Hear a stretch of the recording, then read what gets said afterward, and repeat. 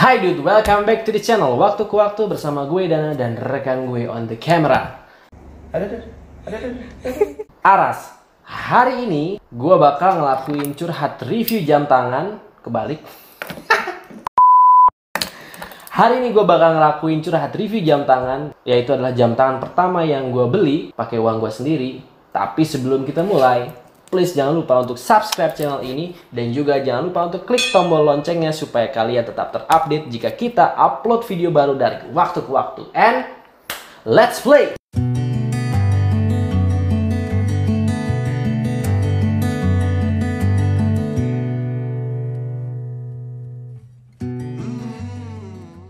Nah, gue mau curhat sedikit tentang jam tangan ini. Jadi jam tangan ini adalah jam tangan pertama yang gue beli pakai uang gue sendiri dari hasil kerja gue.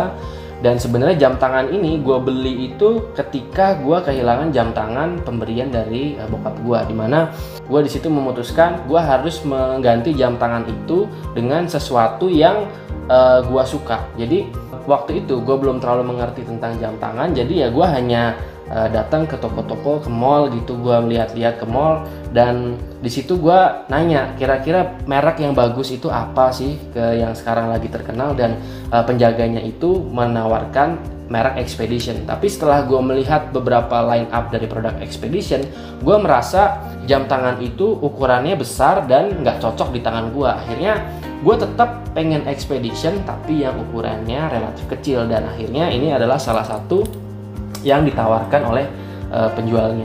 Dan waktu itu gue beli di harga 1.200.000. Gue nggak tahu apakah itu kemahalan atau harganya pas atau harganya murah, tapi seenggaknya waktu itu kalau gue mungkin sudah mengetahui ilmu tentang jam tangan atau mengetahui informasi-informasi yang lebih luas, gue akan memiliki pilihan yang lebih luas. Tapi ya whatever the reason, ini adalah salah satu jam tangan yang membawa gue untuk ingin mempelajari lebih dalam tentang jam tangan, dan kita bakal curhat dan review lebih detail.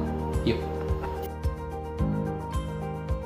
Nah, jam tangan atau merek Expedition ini sebenarnya kalau misalkan gua mencoba untuk mencari background historinya itu agak cukup kesulitan, tapi ada beberapa dari blog-blog dan juga ya gua browsing di internet bahwa jam tangan ini itu sebenarnya masih bersaudara dengan Alexander Christie, tapi sudah dimiliki sekarang atau sudah diproduksi di Indonesia, dan rata-rata movement yang digunakan itu adalah movement dari Jepang. Nah, kita bakal bahas tentang casing dari jam tangan ini. Ukuran dari jam tangan ini adalah di kisaran 44 mm diameternya dengan ketebalan sekitar 13 mm. Nah, di sini bahan yang digunakan adalah stainless steel dengan coating yang menurut gua itu warnanya cukup bagus, yaitu seperti metallic gun, jadi seperti abu-abu gelap hampir ke hitam, tapi dia memberikan unsur-unsur masih sedikit terang dibandingkan dengan hitam. Dan itu menurut gua warnanya itu cukup melambangkan sisi maskulin yang menurut gua ya cowok banget lah gitu dari sisi desain. Lalu dari bagian bezelnya itu dia berwarna hitam dengan bahan stainless steel juga. Nah, di sini terdapat aksen-aksen seperti di sini seperti baut ya, kita bisa lihat. Dan sebenarnya kalau menurut gua setelah gua mencoba untuk memperhatikan jam tangan dari brand-brand lain, gua agak melihat jam tangan ini dari sisi desain dari body itu mirip-mirip seperti jam tangan high end. Ya, agak sepintas ya, agak mirip dengan jam tangan Hublot, meskipun dari sisi dari sisi lock widthnya itu atau sisi locknya ini dia berbeda. Kalau Hublot kan dia tertutup, kalau ini terbuka. Nah, dari bodi jam tangan ini itu terdapat crown di sisi kanannya, dengan crownnya ini juga sudah sign crown dengan warna hitam, dan ada aksen logo dari Expedition itu berwarna merah. Dan menurut gua ini salah satu bagian yang menarik. Karena apa? Karena kontras antara hitam dan merah itu benar-benar bagus. Kalau menurut gue benar-benar cantik. Ada yang jualan. Ya, yang jualan udah lewat. Dan di bagian kanan juga terdapat chronograph pusher, di mana itu terdapat di bagian jam 2 dan juga di bagian jam 4. Dan di sini pushernya itu berwarna hitam senada dengan crownnya. Dan menurut gua secara overall desainnya bagus. Memang ukurannya agak sedikit besar, tapi ya menurut gua sih secara overall desainnya oke.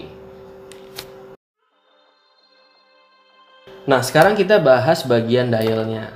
Nah, di bagian dialnya itu juga menurut gue cukup menarik, di mana dia berwarna hitam, tapi kalau misalkan kita perhatikan itu ada sedikit bentuk anyaman carbon fiber. Meskipun setelah gue pernah bongkar jam tangan ini, itu bukan carbon fiber beneran, tapi seenggaknya desainnya itu cukup menarik. Jadi nggak flat warna hitam, ada sedikit pantulan warna abu-abu tua, ya mirip-mirip seperti carbon fiber. Dan di bagian indesisnya itu dia apply indesis dengan bahan plastik yang seperti kaca, jadi dia memantul. Nah, sebenarnya kalau gue pribadi sih kurang terlalu suka dengan jenis indes seperti ini atau indesis seperti ini, karena dia agak mengurangi visibilitas kita dalam melihat jam tangan.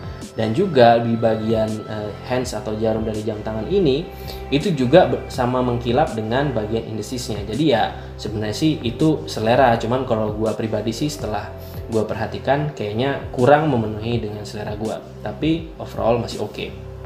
Nah, di bagian jarum jam 4 itu terdapat dead window. Di sini dead window-nya itu background-nya berwarna putih. Sebenarnya akan lebih bagus lagi jika background-nya itu berwarna hitam dengan tulisan tanggalnya itu berwarna putih. Lalu ada logo Expedition di jarum jam angka 3, dan di bagian sub dial-nya itu terdapat indikator-indikator dari chronograph, dan juga adanya small second di sub dial di jam 9. Nah, di sini yang menurut gua cukup mungkin bisa dijadikan bahan koreksi dan pertimbangan juga, terdapat suatu hal yang menurut gua berulang. Dimana kalau misalnya kita lihat nih di bagian sub dial dalamnya itu ada indeks 10, 20, 30, 40, 50, 60.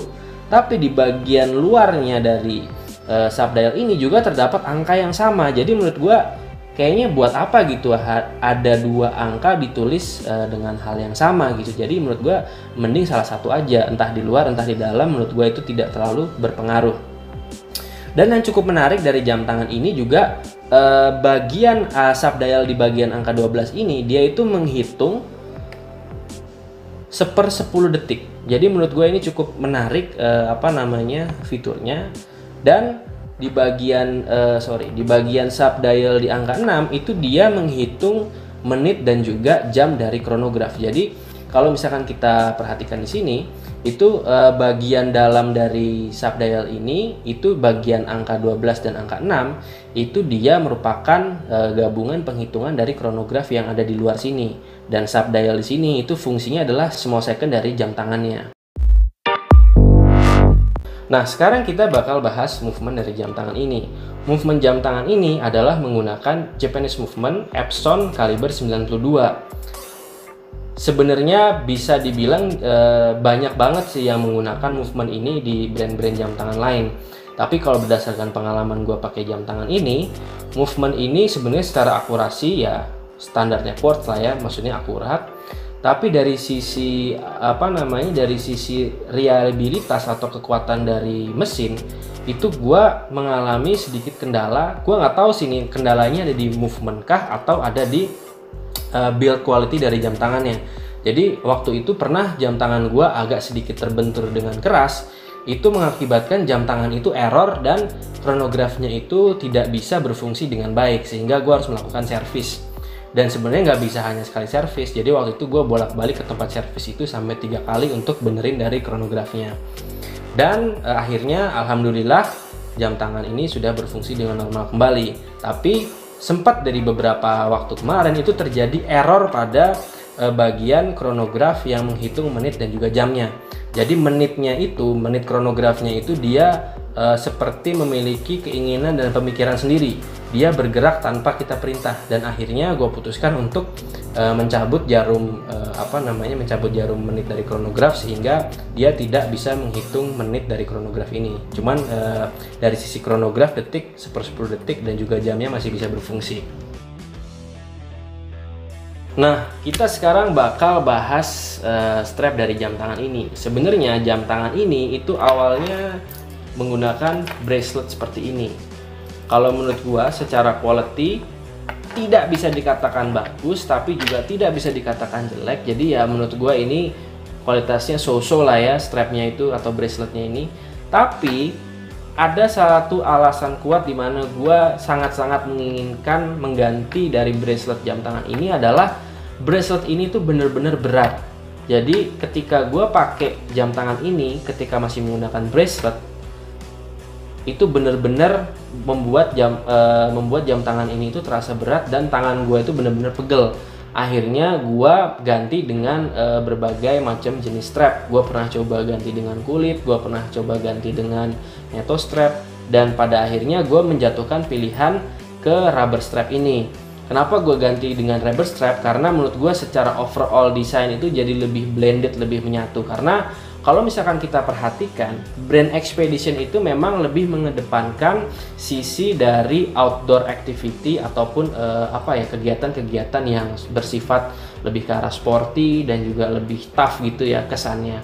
Nah, tapi dengan strap yang bracelet ini menurut gue sedikit menghilangkan unsur itu, sehingga akhirnya gue mengganti dengan rubber strap ini supaya feel dari sporty itu lebih terasa dari jam tangan ini. Oke, segitu curhat review dari gua. Semoga itu bisa bermanfaat buat kalian. Dan bagi kalian yang suka dengan video ini, please like video ini. Dan bagi kalian yang merasa video ini bermanfaat bagi teman, saudara, sahabat, teman kantor, pacar, suami, istri, jangan lupa dan jangan ragu untuk share video ini. Dan sekali lagi, bagi kalian yang belum subscribe, please jangan lupa untuk subscribe. Oke, thank you. See you in another video. Bye-bye.